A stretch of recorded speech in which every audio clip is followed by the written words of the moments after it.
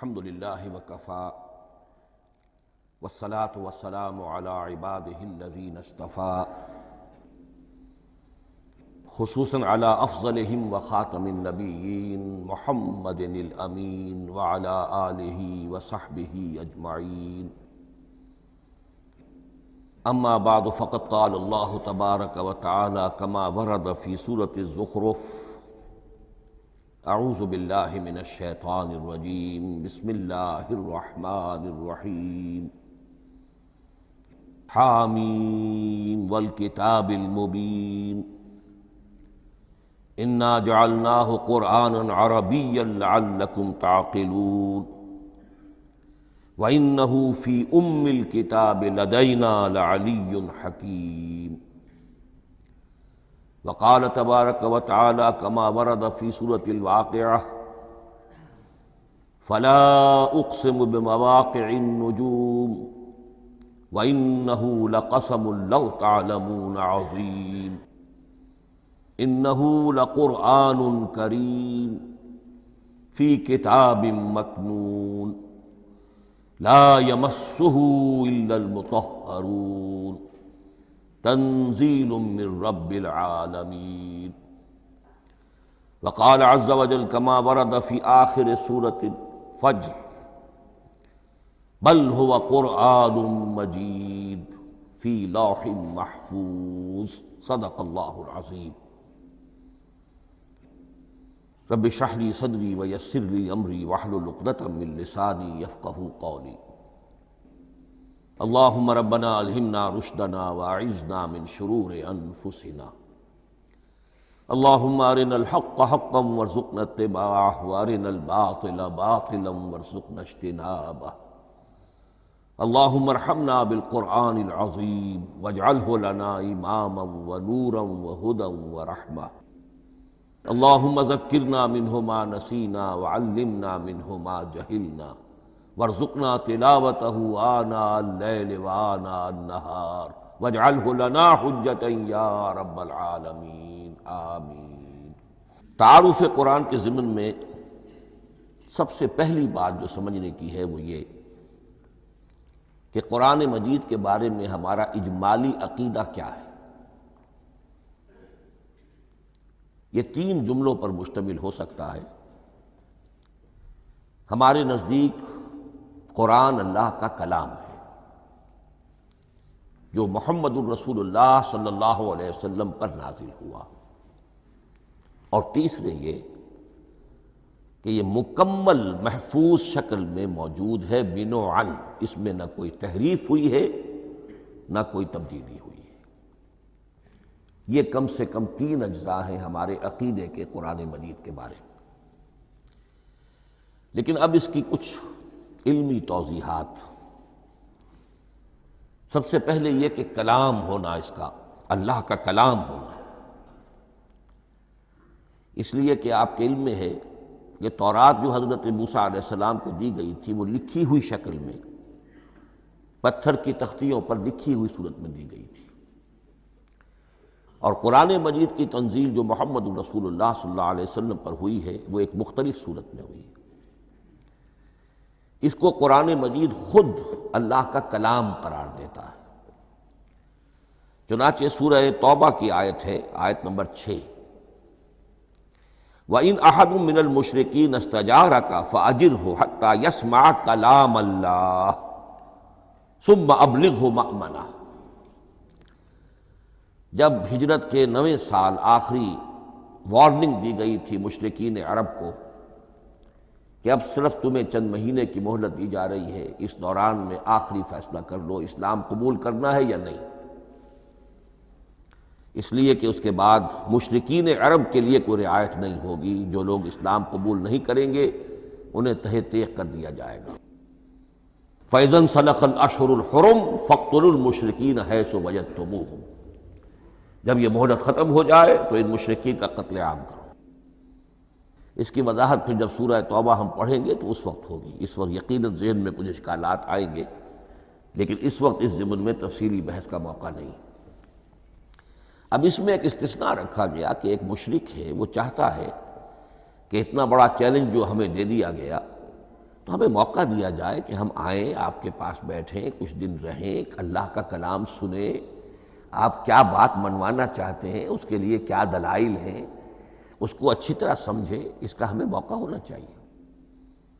اس کے لیے یہ آیت نازل ہوئی کہ وَإِنْ أَحَدٌ مِّنَ الْمُشْرِكِينَ اسْتَجَارَكَ، اے نبی اگر ان مشرکین میں سے کوئی شخص آپ سے پناہ طلب کرے فَأَجِرْهُ، اسے پناہ دیجئے، حتیٰ یسمع کلام اللہ، یہاں تک کہ وہ اللہ کا کلام سن لے، ثم ابلغہ مأمنا، پھر یہ بھی نہیں کہ اسی وقت اسے کہا جائے کہ تم مانتے ہو یا نہیں مانتے، نہیں، پھر اسے اس کے امن کے مقام پر پہنچا دو۔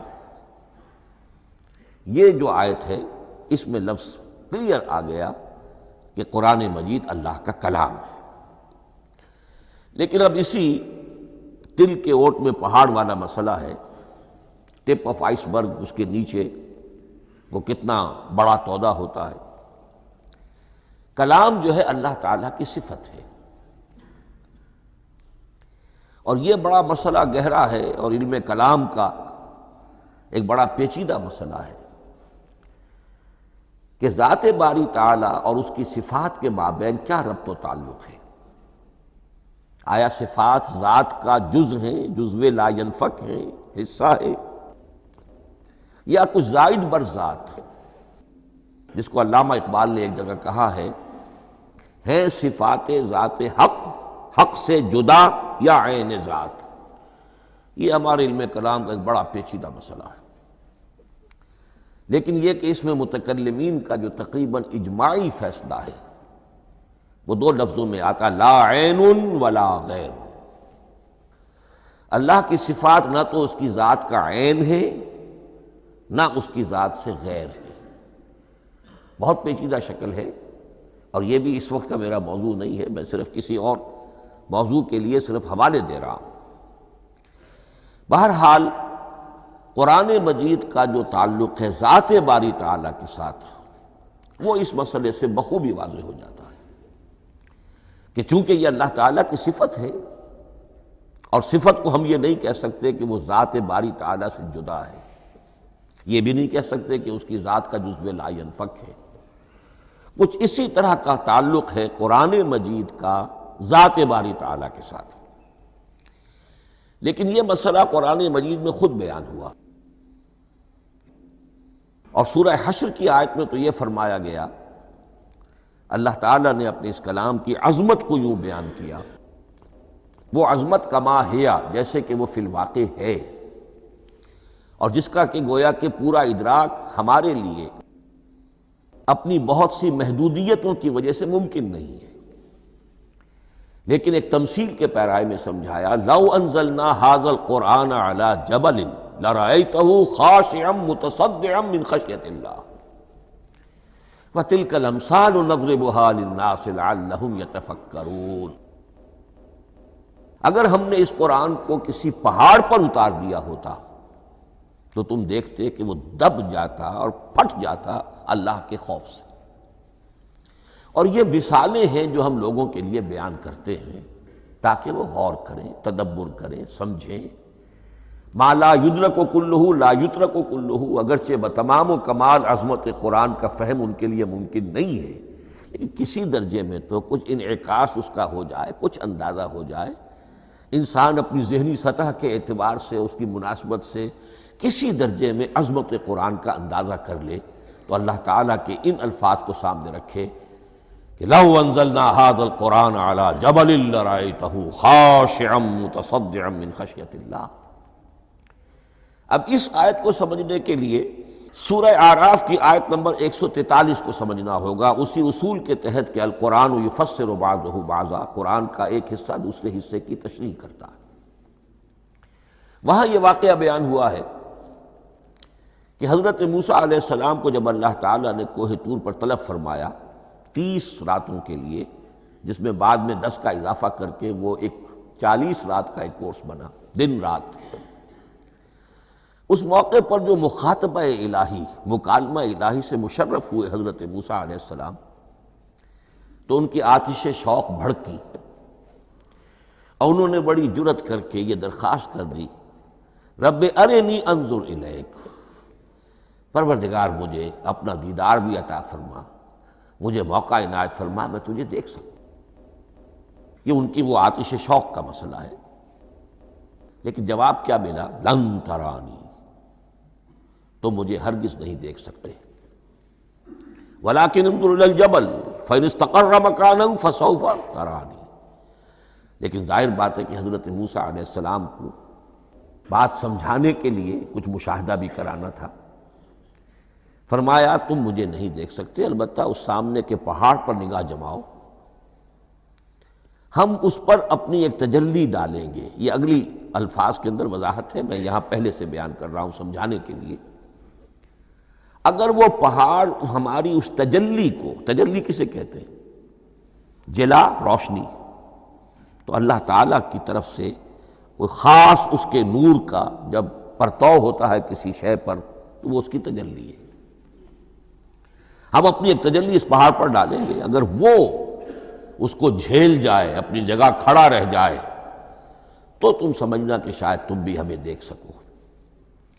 فلما تجلی ربہ للجبل، اب یہاں وہ لفظ آ گیا، جب اللہ نے تجلی اپنی پہاڑ پر ڈالی، جعلہ دکا وخر موسیٰ صعقا، وہ پہاڑ ریزہ ریزہ ہو گیا اور حضرت موسیٰ بے ہوش ہو کر گر گئے۔ اب یہ بے ہوش ہو کر گر جانا، جبکہ وہ تجلی براہ راست بھی نہیں ہے، بالواسطہ ہے۔ مشاہدہ جو کر رہے حضرت موسیٰ وہ بالواسطہ ہے، تجلی پہاڑ پر ہے، لیکن یہ کہ اس کا بھی بالواسطہ اس کا جو ہوا ہے، اس کی جو تاثیر ہوئی حضرت موسیٰ علیہ السلام پر کہ وہ اس کی تاب نہ لا سکے اور بے ہوش ہو کر گر گئے۔ یہاں سے یہ بات سمجھ میں آتی ہے کہ یہ تجلی ذات باری تعالیٰ تھی جس نے کوہ طور کو جلا کر بھسم کر دیا یا ٹکڑے ٹکڑے کر دیا، ریزہ ریزہ کر دیا۔ اب ذات الہی کے ساتھ جو تعلق ہے کلام الہی کا، اور یہ صفت جو لا عین ولا غیر کے درجے میں ہے ذات کے ساتھ، تو وہی تاثیر اس کلام الہی کی بھی ہے۔ لو انزلنا هذا القرآن على جبل لرأيته خاشعا متصدعا من خشية الله وَتِلْكَ الْأَمْثَالُ نَضْرِبُهَا لِلنَّاسِ لَعَلَّهُمْ يَتَفَكَّرُونَ۔ اس حقیقت کو اس دور میں میں اپنے مطالعے کی محدودیت کا اعتراف کرتے ہوئے عرض کر رہا ہوں کہ میرے نزدیک جس قدر پرشکوہ انداز میں علامہ اقبال نے بیان کیا ہے، اسی کیفیت کو وہ شاید اس کی کوئی مثال نہ مل سکے۔ فاش گویم آنچ در دل مزمرست، یہ کتابیں نیست چیزیں دیگر است۔ میں صاف ہی کہہ دیتا ہوں جو میرے دل میں چھپی ہوئی بات ہے۔ فاش گویم آنچ در دل مزمرست، یہ کتابیں نیست، اس قرآن کو کتاب نہ سمجھنا، یہ کچھ اور شے ہے، چیزیں دیگر است۔ اب وہ چیزیں دیگر کیا ہے؟ وہی جو میں نے عرض کیا، ذات باری تعالیٰ اور کلام کا صفت باری تعالیٰ ہونا، اس کے بنا پر جو مناسبت ہے، جو قرب ہے، جو مشابہت ہے۔ مثل حق پنہاؤ ہم پیداستو، زندہ و پائندہ و گویاستو۔ اس کلام میں اللہ تعالیٰ کی ساری صفات کا انعکاس موجود ہے۔ یہ بات ویسے بھی سمجھ میں آتی ہے، کوئی شخص ذرا گفتگو کرے، چند جملے جب وہ ادا کرے گا اپنی زبان سے، تو معلوم ہو جائے گا کہ اس کے فہم کا، اس کی دانش کا، اس کے مطالعے کا حدود اربع کیا ہے اور اس کے ذہن کی سطح کیا، سمجھ میں آ جائے گی بات۔ اس لیے کہ کلام جو ہے وہ متکلم کی پوری شخصیت کی عکاسی کر رہا ہوتا۔ تانت بازی راگ پایا، چند جملے کسی نے کہا، پتہ چل گیا کہ یہ کس سطح کے آدمی ہیں، علمی اعتبار سے، معلوماتی اعتبار سے، تہذیبی اعتبار سے، کلچرڈ ہیں یا نہیں ہیں، یہ ساری باتیں چند جملوں میں واضح ہو جائیں گی۔ تو اللہ تعالیٰ کی بھی جملہ صفات کا عکس اس قرآن میں موجود ہے۔ ان میں سے جن چند چیزوں کا ذکر علامہ نے شعر میں کیا، وہ جو سورہ حدید کی آیت ہے، هو الاول والآخر والظاہر والباطن، اللہ الظاہر بھی ہے، الباطن بھی ہے۔ اتنا ظاہر کہ اس سے زیادہ ظاہر کوئی شے نہیں، اور اتنا باطن کہ اس سے زیادہ چھپی ہوئی کوئی شے نہیں۔ اسی لیے حضور سے جو منقول ہیں الفاظ کہ پروردگار انت الظاہر فلیس فوقک شیء وانت الباطن فلیس دونک شیء، یہی کیفیت قرآن کی ہے۔ مثل حق پنہاں و ہم پیداستو، پنہاں بھی ہے ظاہر بھی ہے، جیسے ذات باری تعالی، اور جیسے اللہ تعالیٰ کی شان ہے جو آیت الکرسی کے شروع میں آئی، الحی القیوم، مثل حق پنہاں و ہم پیداستو، زندہ ہو پائندہ ہو گویاستو۔ یہ قرآن جو ہے اللہ تعالیٰ کی صفات کا ایک عکس اپنے اندر رکھتا ہے۔ اس سے ذرا آگے چلیے، کلام کے بارے میں۔ اب کلام الہی ظاہر بات ہے کہ صفت ہے، اور صفت قدیم ہے۔ اللہ کی صفات حادث نہیں ہے، اللہ کی ذات بھی قدیم ہمیشہ سے ہے، اور اس کی صفات بھی قدیم ہمیشہ سے۔ اور یہ جو کلام الہی ہے، ظاہر بات ہے کہ یہ جو ہماری زبان کے حروف و اصوات ہیں، کلام الہی تو ان سے منزہ ہے، مبرہ ہے، ماورا ہے، اعلیٰ ہے، عرفہ ہے۔ ہماری زبانوں کے حروف و اصوات، الفابیٹس جگہ جگہ تبدیل ہو جائیں گے، انگریزی کے کچھ اور ہیں، اردو کے کچھ اور ہیں، عربی کے کچھ اور ہیں۔ کلام الہی ان تمام سے آگاہ، عرفہ، منزہ اور مبرہ ہے۔ یہ کلام الہی جب بھی نازل ہوا ہے، ظاہر بات ہے حضرت موسیٰ پر اگر کتاب اتاری گئی وہ بھی علم الہی سے آئی، لیکن وہ عبرانی زبان میں آئی۔ حضرت عیسیٰ علیہ السلام پر انجیل اتاری گئی، ہم یقین سے نہیں کہہ سکتے، دو میں سے کسی ایک زبان میں اتاری گئی ہوگی، یا عبرانی ہوگی، اس لیے کہ شام کے جس علاقے میں، فلسطین کے جس علاقے میں ان کی پیدائش ہوئی، اور جہاں وہ دعوت و تبلیغ کے لیے گھومتے رہے، اس کے عوام کی زبان تھی آرامی، اور خواص کی زبان تھی عبرانی، ہیبریو۔ تو یا تو وہ بھی تورات کی طرح عبرانی ہی میں نازل ہوئی تھی، یا آرامی میں ہوگی، لیکن اب کوئی نسخہ نہ ہیبریو کا، کوئی قدیم نسخہ دنیا میں موجود ہے، نہ آرامی کا۔ جو سب سے پرانا نسخہ ملتا ہے انجیل کا، وہ اس کا ترجمہ ہے، لیٹن زبان کا ترجمہ ہے یا گریک ترجمہ ہے، اصل کوئی نہیں۔ بہرحال جب وہ کلام الہی محمد الرسول اللہ پر نازل ہوا، اب اس نے حروف و اصوات کا وہ جامہ پہنا کہ جو عربی زبان کے ہیں۔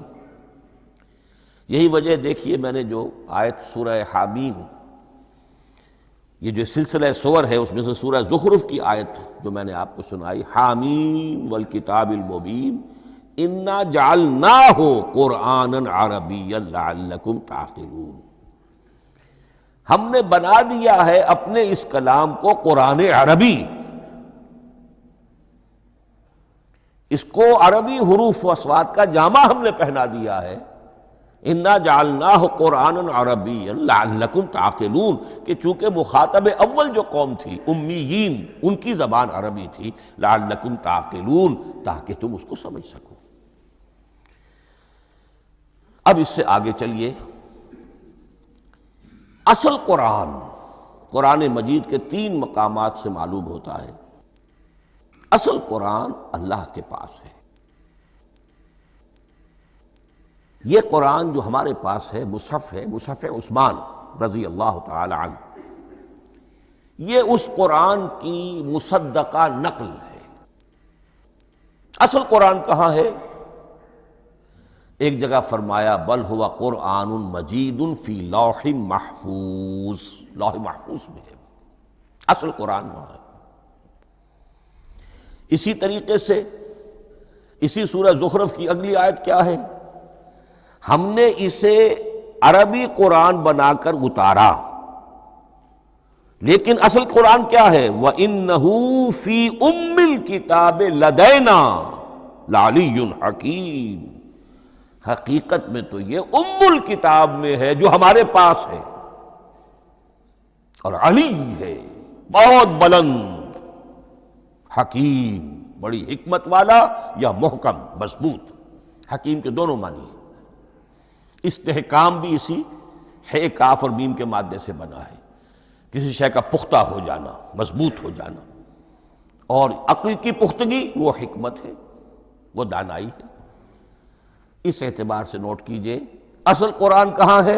لوح محفوظ میں۔ اصل قرآن کہاں ہے؟ ام الکتاب میں۔ اسی کو کہا گیا ہے ایک اور مقام پر، فی صحف مکرمۃ مرفوعۃ مطہرۃ بأیدی سفرۃ کرام بررہ۔ یہ قرآن، اصل قرآن تو بڑے صحیفوں میں، ان صحیفوں میں ہے، ان صفحات میں ہے، ان اوراق میں ہے، جس کی شان کیا ہے؟ مکرمۃ، جن کی انتہائی تعظیم کی جاتی ہے، مطہرۃ، نہایت پاک صحیفے، فی صحف مکرمۃ مرفوعۃ، بلند و بالا، مطہرۃ بأیدی سفرۃ کرام بررہ، ان فرشتوں کے ہاتھ میں جو بہت باعزت، بہت اونچے درجے کے، ان کے ہاتھوں میں ہے۔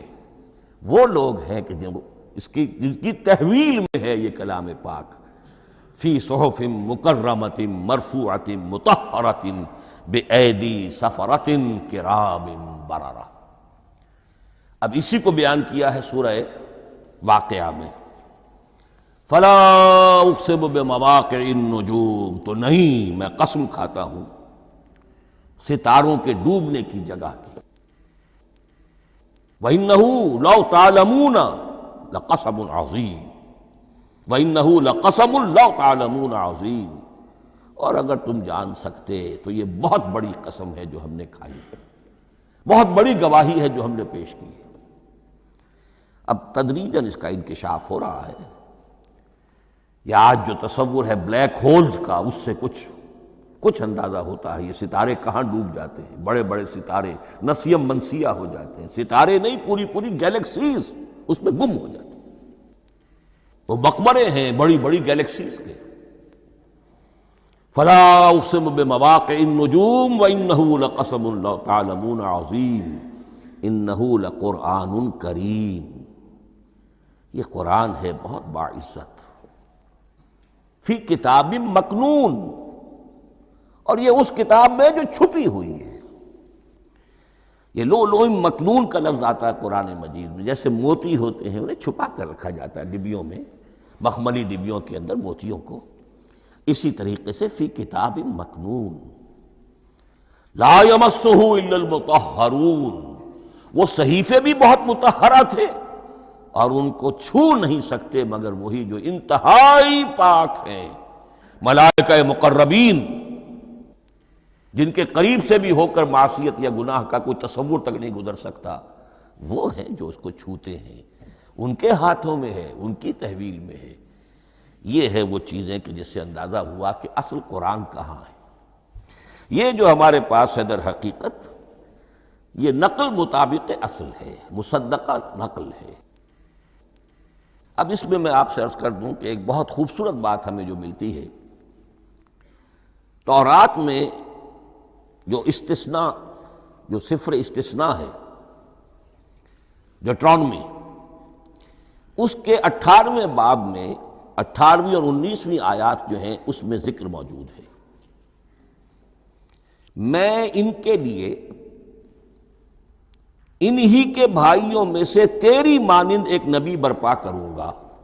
اللہ تعالیٰ کلام فرما رہے ہیں یہاں حضرت موسیٰ علیہ السلام سے، آج بھی موجود ہے اولڈ ٹیسٹمنٹ، ڈیوٹرانومی یا کتاب استثناء، صفر استثناء، اس کا 18واں باب، اس کی 18ویں اور 19ویں آیات، جب چاہیں جا کر دیکھ لیں۔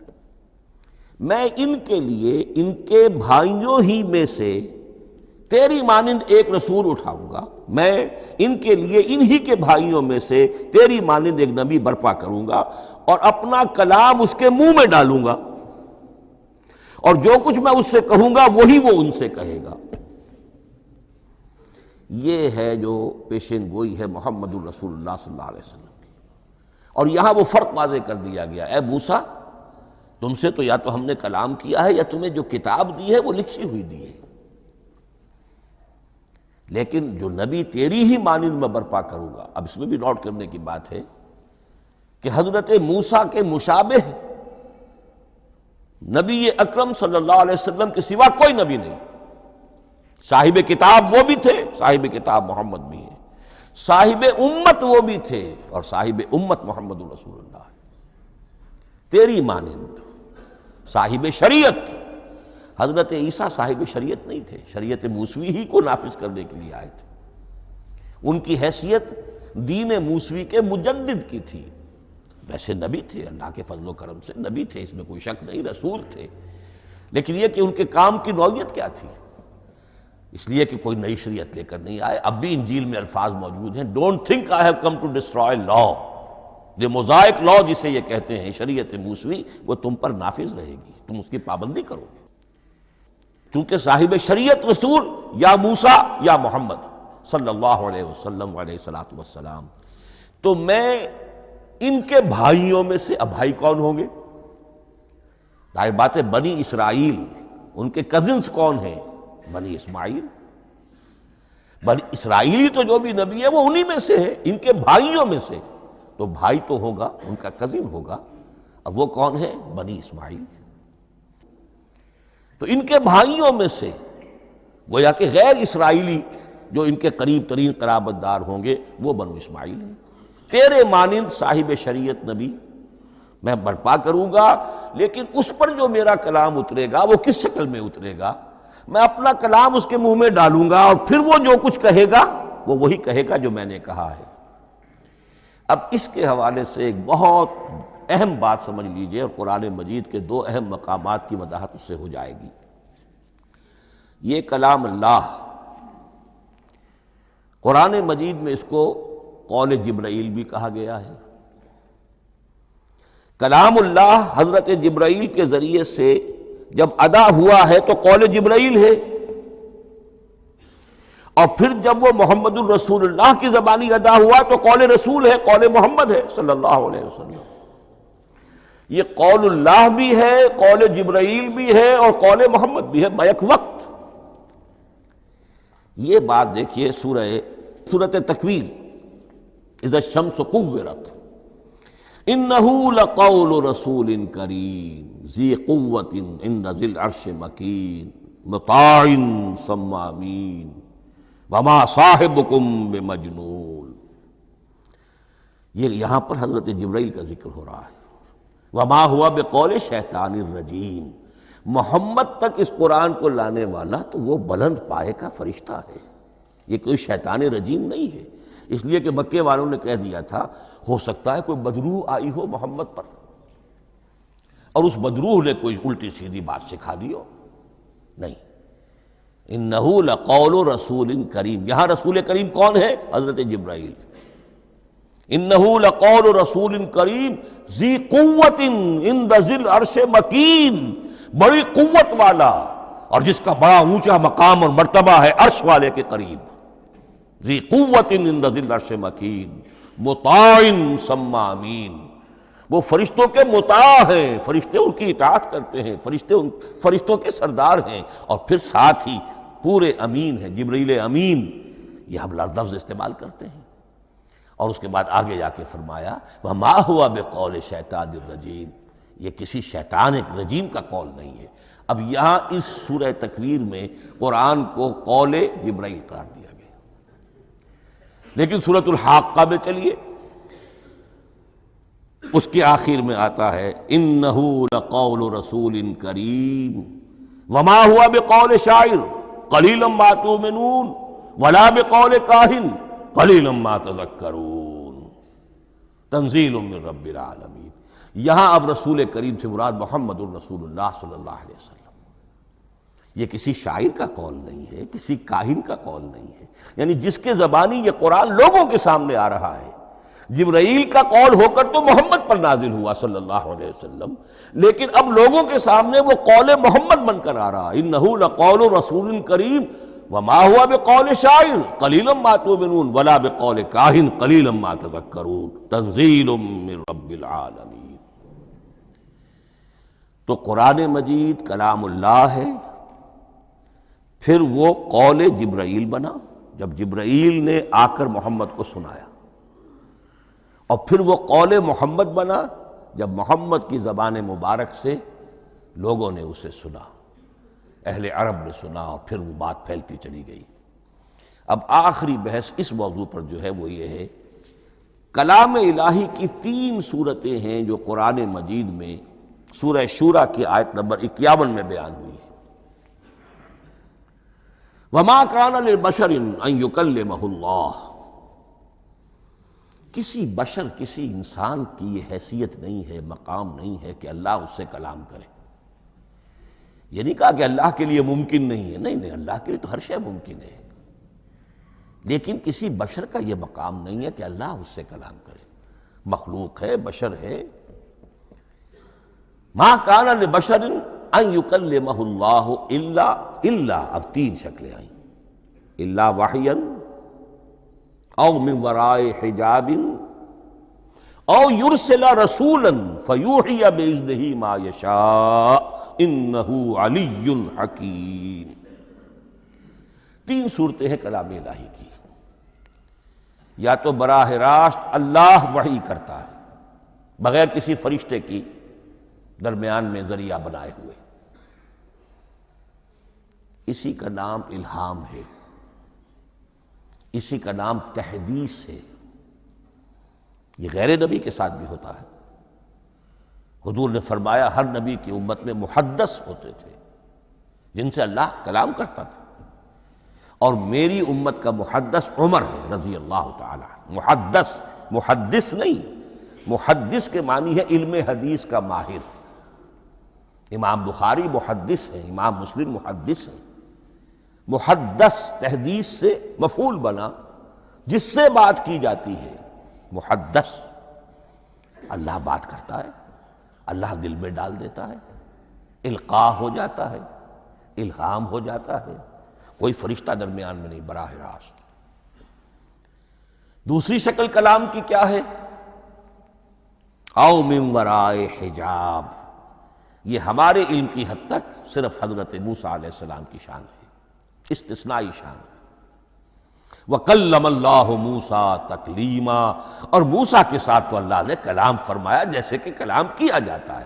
فرق کیا تھا؟ من وراء حجاب، پردہ تھا، دیکھ نہیں سکتے تھے، تبھی تو ان کی وہ آتش شوق بھڑکی تھی۔ کیا قیامت ہے کہ چلمن سے لگے بیٹھے ہیں، صاف چھپتے بھی نہیں، سامنے آتے بھی نہیں، کلام بھی فرما رہے ہیں، لیکن یہ کہ بات مجھے دیدار عطا کرنے کے لیے تیار نہیں، رب ارنی انظر الیک۔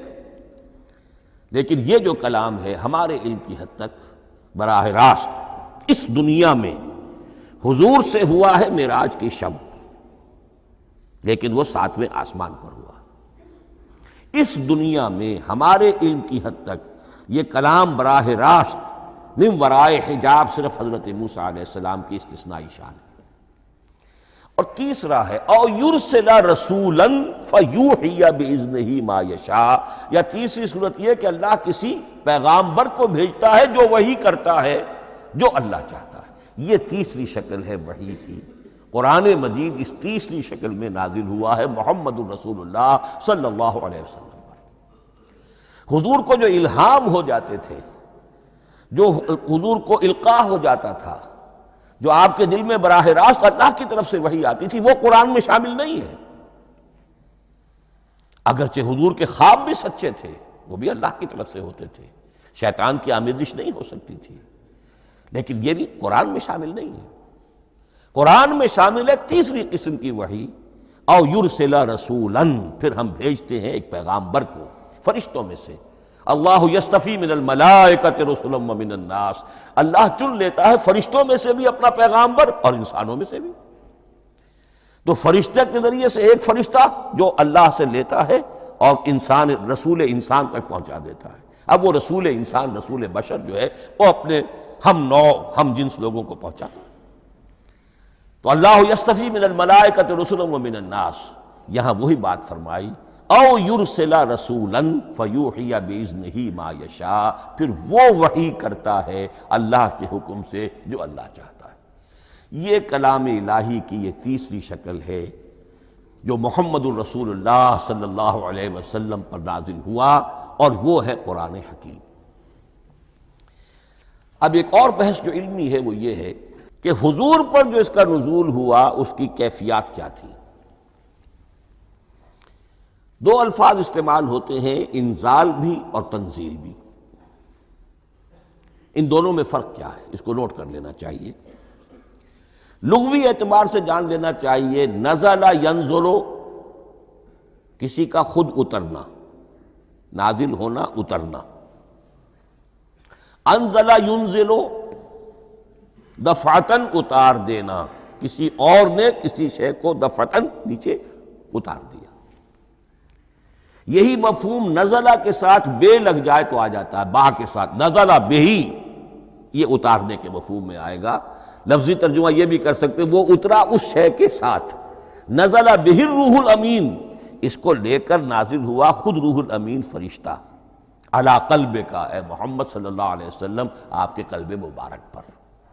تو نزلہ بے اور انزال اس کے معنی ایک ہی ہے، لیکن اگلا لفظ ہے تنزیل، نزل ینزل تنزیلا، اس کے معنی ہے رفتہ رفتہ، تدریجاً، نجماً نجماً، تھوڑا تھوڑا کر کے، وقفے وقفے سے اتارنا۔ جیسے عربی میں اعلام کہیں گے کسی کو کچھ بتا دینا، باخبر کر دینا، مطلع کر دینا، بھائی مطلع کر دیا میں نے، اب تم جانو تمہارا کام، یہ اعلام کہلائے گا۔ تعلیم کسے کہتے ہیں؟ سکھانا، درجہ بدرجہ، دیکھنا اس کی استعداد کیا ہے، آج یہ کیا بات سمجھ سکتا ہے، میں اتنے ہی درجے تک سمجھاؤں، اب کل میں اسے مزید سمجھاؤں گا، پرسوں مزید سمجھاؤں گا، یہ درجہ بدرجہ کسی شے کو سمجھانا، یہ تعلیم ہے۔ تو انزل ینزل انزالا، یہ ہے اتار دینا دفعتاً، اور نزل ینزل تنزیلا یہ ہے تدریجاً اتارنا۔ اب قرآن مجید کے لیے یہ دونوں الفاظ مستعمل ہیں، لیلۃ القدر اور لیلۃ المبارکہ، ہم یہ دو بھی نوٹ کر لیجئے، قرآن مجید میں چونکہ اہم مضامین کم سے کم دو جگہ پر ضرور آتے ہیں۔ انا انزلناہ فی لیلۃ القدر، یہاں انزلنا ہے، نزلنا نہیں ہے، انزلنا ہے، ہم نے اتارا اس کو لیلۃ القدر میں۔ اور باقی صورت تو آپ کو یاد ہوگی، وما ادراک ما لیلۃ القدر، لیلۃ القدر خیر من الف شہر، تنزل الملائکۃ والروح فیہا بإذن ربہم من کل امر سلام ہی حتی مطلع الفجر۔ لیکن یہ اہم مضمون قرآن مجید میں دوسری جگہ بھی ہے، سورہ دخان کے شروع میں فرمایا حامیم والکتاب المبین انا انزلناہ فی لیلۃ مبارکۃ انا کنا منذرین فیہا یفرق کل امر حکیم امرا من عندنا انا کنا مرسلین رحمتا من ربک انہ هو السمیع العلیم۔ یہ لیلۃ المبارکہ ہے، ایک ہی ہے، لیلۃ القدر اور لیلۃ المبارکہ، ان دونوں کے لیے وہی انزلنا کا لفظ آیا۔ لیکن یہ کہ سابقہ کتابوں کے اعتبار سے قرآن مجید کا فرق واضح کیا گیا ہے، مثلا سورہ نساء کی آیت نمبر 136 بہت نمایاں ہے، بہت نمایاں ہے۔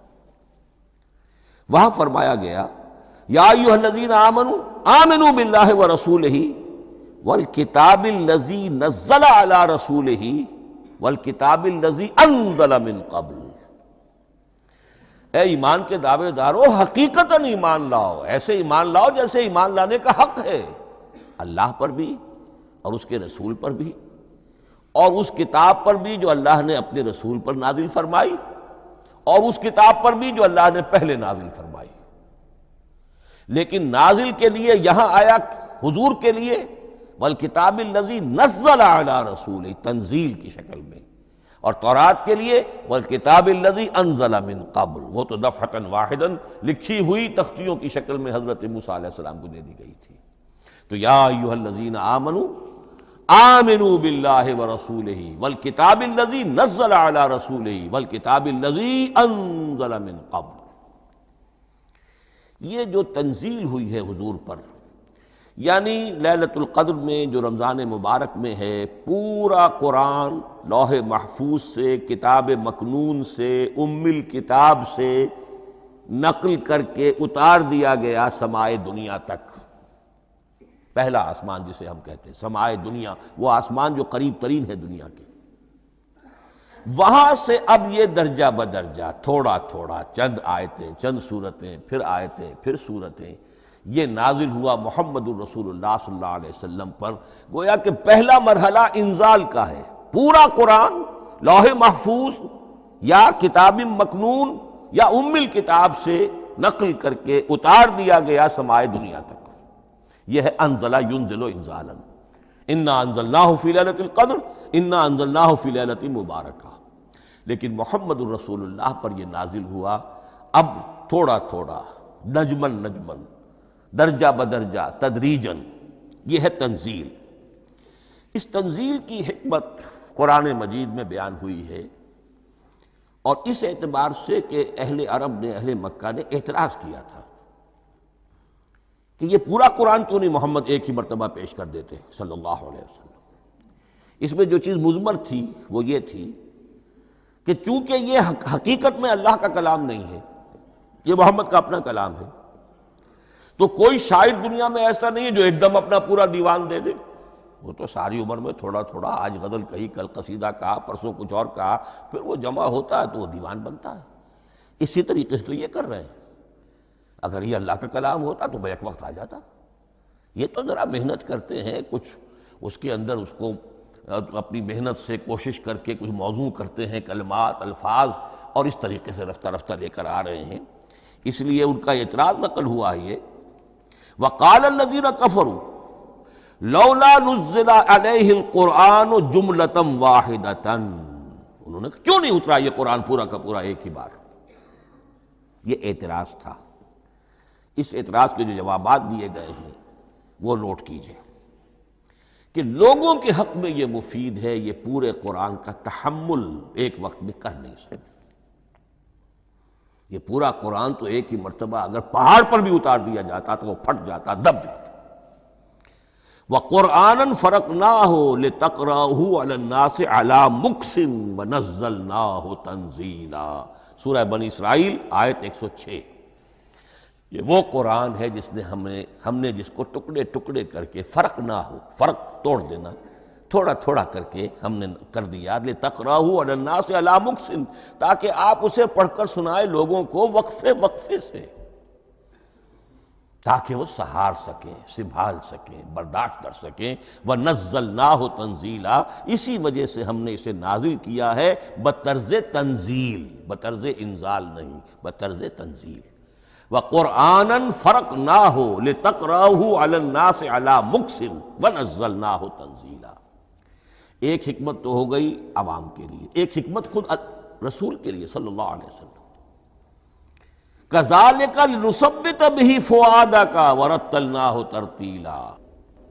اب ذرا نوٹ کیجئے، قلب محمدی کے لیے بھی اس پورے کلام کا ایک دم سہار آسان کام نہیں تھا۔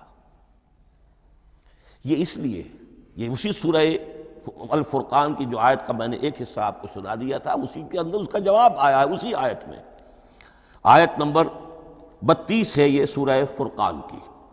وَقَالَ الَّذِينَ كَفَرُوا لَوْلَا نُزِّلَ عَلَيْهِ الْقُرْآنُ جُمْلَةً وَاحِدَةً، یہ اعتراض ہے۔ جواب کیا ہے؟ كَذَلِكَ لِنُثَبِّتَ بِهِ فُؤَادَكَ، ہم نے یہ اس لیے کیا ہے نبی کہ اس کے ذریعے سے آپ کے دل کو ٹھہراؤ اور جماؤ عطا کرے، یہ ایک دم اس کا اتر جانا۔ اِنَّا سَنُلْقِي عَلَيْكَ قَوْلًا ثَقِيلًا، بڑا بھاری بوجھ ہے، ناقابل برداشت ہے، تاکہ رفتہ رفتہ آپ کا دل، اس کے اندر تقویت بڑھتی چلی جائے، اس کے اندر اور اس کا تحمل جو ہے، اس کی صلاحیت بڑھتی چلی جائے۔ كَذَلِكَ لِنُثَبِّتَ بِهِ فُؤَادَكَ وَرَتَّلْنَاهُ تَرْتِيلًا، اسی لیے ہم نے تھوڑا تھوڑا کر کے نازل کیا ہے۔ وَلَا يَأْتُونَكَ بِمَثَلٍ إِلَّا جِئْنَاكَ بِالْحَقِّ وَأَحْسَنَ تَفْسِيرًا، ساتھ ہی فرمایا کہ یہ لوگ جو بھی اعتراض کریں گے ہم اس کا جواب بھی اور بہترین تعویل بھی آپ کو دے دیں گے۔ اب اگلی بحث یہ ہے، یہ قرآن کب اور کہاں نازل ہوا؟ یہ عام معلوماتی شے ہے، اس میں کوئی پیچیدگی نہیں ہے، لیکن اس کی اہمیت ہے، بہت ضروری ہے۔ وہ میں انشاءاللہ اگلی بحث میں جب کہ قرآن کے سمجھنے کے جو اصول ہیں ان کو بیان کروں گا تو وضاحت سے بات آئے گی۔ یہ کہ یہ عام معلوماتی ایک ہمارے ذہن میں خاکہ رہنا چاہیے، زمان و مکان کا کیا رشتہ ہے قرآن کے ساتھ۔ قرآن نازل کب ہوا؟ ہمارا چونکہ عام طور پر جو معمول ہے، ہم تو جو کرسچین ایرا ہے اس کے حوالے سے ہمارے ذہن کے اندر سارا حساب کتاب ہے، تو سن 610 عیسوی سے لے کر 632 عیسوی تک شمسی حساب سے 22 سالوں میں قرآن نازل ہوا ہے۔ 571 حضور کی ولادت کا سال ہے، 571 عیسوی، 610 میں آپ 39 سال کے ہوئے، لیکن قمری حساب سے 40 کے ہو چکے۔ 610 میں قرآن کی تنزیل شروع ہوئی اور 632 میں آپ کا انتقال ہوا۔ 22 برس زمانی اعتبار سے نقشہ ذہن میں رکھیے، اور اسے ہم اگر دوسرے حساب سے کہیں گے تو عام الفیل، وہ جو ابرہہ آیا تھا بیت اللہ کو ڈھانے کے لیے، وہ سال عربوں میں بہت مشہور ہو گیا تھا، اور وہی سال حضور کی ولادت کا ہے، تو عام الفیل ہی میں حضور کی ولادت ہوئی، لہذا 40 عام الفیل میں قرآن مجید کا نزول شروع ہوا، اور 11 ہجری تک یہ 23 برس بنتے ہیں قمری حساب سے۔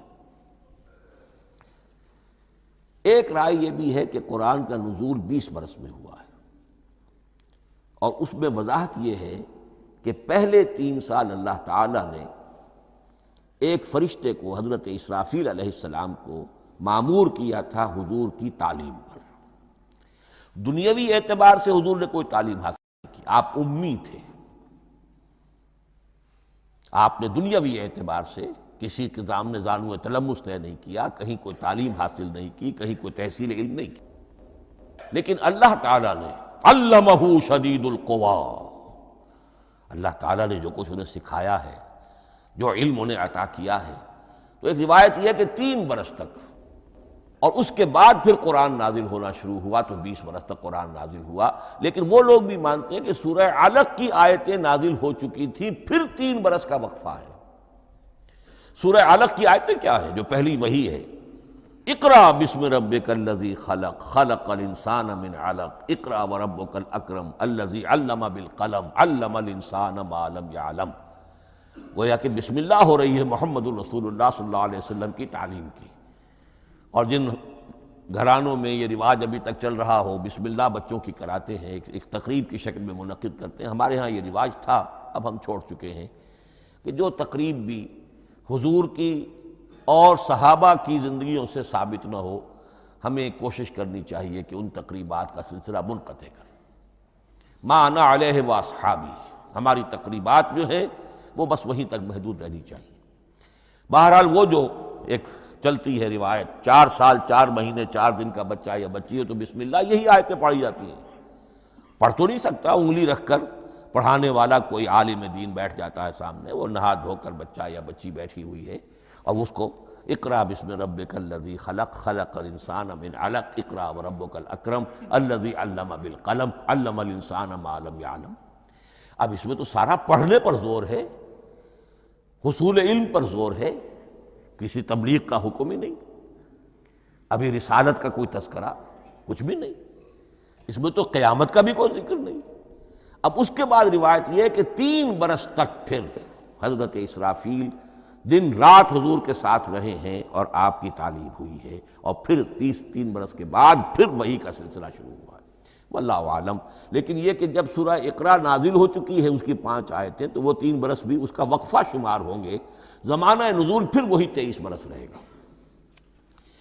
اسی کے ساتھ میں نے عرض کیا تھا کہ دوسری بات یہ، کہاں نازل ہوا قرآن؟ ایک لفظ میں تو یہ سمجھ لیجئے یہ حجاز میں نازل ہوا۔ حجاز جزیرہ نما عرب کا ایک خاص حصہ ہے، پہاڑی سلسلہ، یوں سمجھ لیجئے، اس کو ذہن میں رکھیے۔ جزیرہ نما عرب جو ہے وہ شمال سے جنوب کی طرف چوڑا ہوتا جاتا ہے، شمال میں شام اور عراق کی طرف جاتا ہے تو وہ تنگ ہے، پھر نیچے چوڑا ہو رہا ہے۔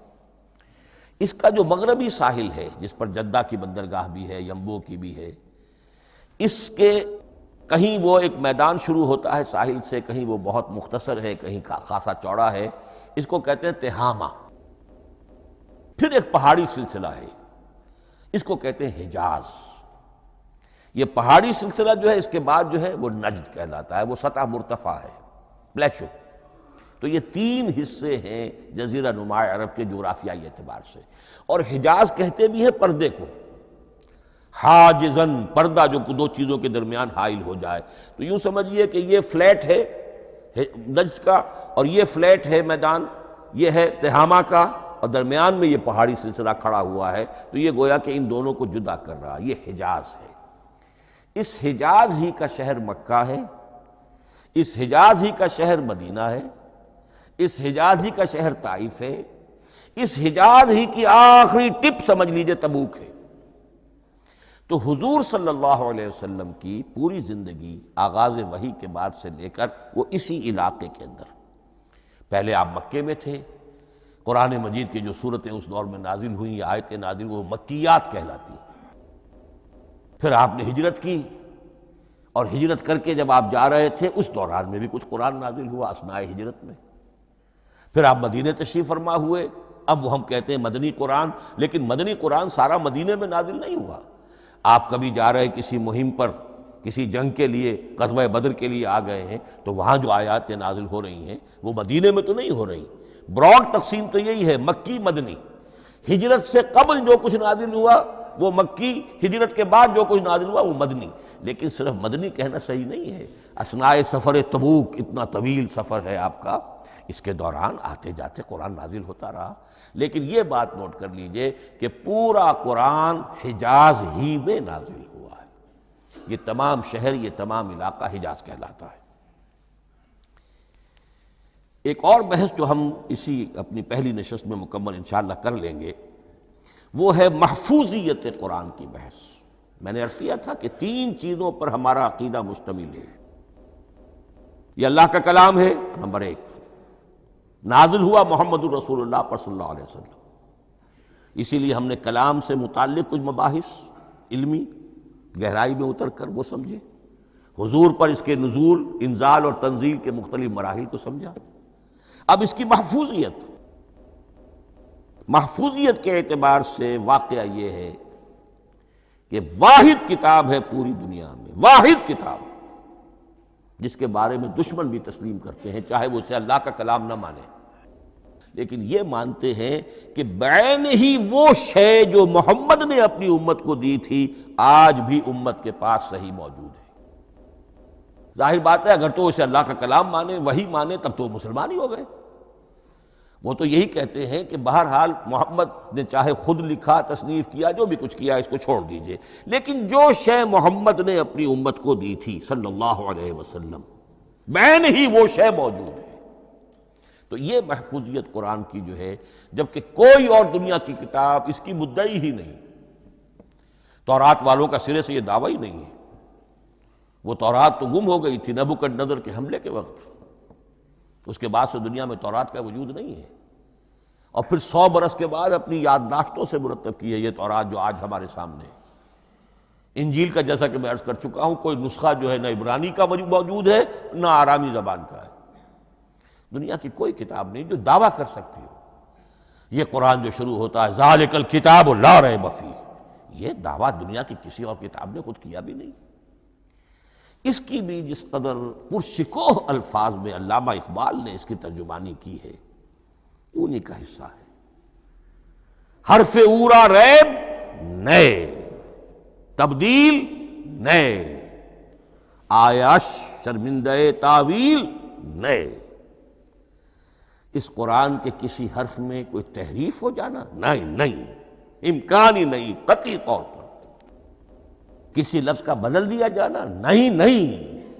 حرف اورا ریب نئے، تبدیل نئے، اس میں کسی کا شک پر مبنی ہونا نہیں. آیش شرمندہ تعویل نئے. اس کی آیت کوئی بھی ایسی نہیں جسے تروڑا مروڑا جا سکے. یہ اپنی حفاظت خود کرتی ہے.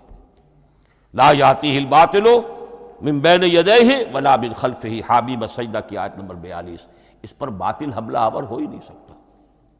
انا نحن نزلنا الذکر وانا لہ لحافظون، ہم ہی نے یہ الذکر نازل کیا ہے اور ہم ہی اس کی حفاظت کرنے والے. جہاں تک پہلے ٹکڑے کا تعلق ہے اس آیت مبارکہ کا، اس میں تو تورات بھی آئے گی. تورات کس نے نازل کی؟ اللہ نے نازل کی. انجیل کس نے نازل کی؟ اللہ نے نازل کی. انا انزلنا التوراۃ فیہا ھدی ونور. یہ سورہ مائدہ میں الفاظ ہیں۔ انجیل کے بارے میں بھی ہم نے انجیل عطا کی عیسیٰ کو، فیہ ھدی و نور، لیکن یہ کہ انا نحن نزلنا الذکر، اس کو اس قدر تاکید کے ساتھ کہہ کر وَإِنَّا لَهُ لَحَافِظُونَ، اور ہم ہی اس کے محافظ ہیں۔ لیکن اس موضوع پر اہم ترین مقام جو ہے قرآن مجید کا، وہ سورہ قیامہ کی یہ آیات ہے، لا تحرک بہ لسانک لتعجل بہ۔ جب قرآن نازل ہوتا تھا حضور جلدی جلدی زبان کو حرکت دیتے تھے، یاد کر لیں، مبادا کہیں بھول جاؤ، مبادا کوئی لفظ جو ہے تبدیل ہو جائے۔ یہ مشقت جو آپ جھیل رہے تھے، اس سے اللہ نے روک دیا از راہ شفقت اور محبت۔ لا تحرک بہ لسانک لتعجل بہ ان علینا جمعہ وقرآنہ، ہمارے ذمے ہے اس کو جمع کر دینا، آپ کے سینے میں جمع کر دیں گے اس کو۔ اور صرف جمع کرنا نہیں، قرآن، ترتیب۔ قرآن ہوتا ہے پڑھا جاتا ترتیب سے، یعنی ترتیب نزولی۔ یہ بعد میں ہماری علیحدہ بحث بھی آئے گی کہ ترتیب نزولی اور ہے، ترتیب مصحف اور ہے۔ یہ ترتیب بھی ہم کروا دیں گے، یہ بھی ہمارے ذمے ہے۔ ان علینا جمعہ وقرآنہ فاذا قرأناہ فاتبع قرآنہ، پھر جب ہم جس ترتیب سے پھر آپ کو پڑھائیں اسی ترتیب کی پیروی کیجیے۔ یہ جو ہے کہ قرآن کا جمع اور تدوین، یہ بھی اللہ تعالیٰ نے اس کی ضمانت لی، اور اس کی ترتیب بھی اللہ تعالیٰ ہی کی ضمانت سے ہے۔ اس اعتبار سے محفوظیت قرآن کے یہ دونوں پہلو ہمارے سامنے رہنے چاہیے۔ بارک اللہ لی ولکم فی القرآن العظیم ونفعنی وإیاکم بالآیات والذکر الحکیم۔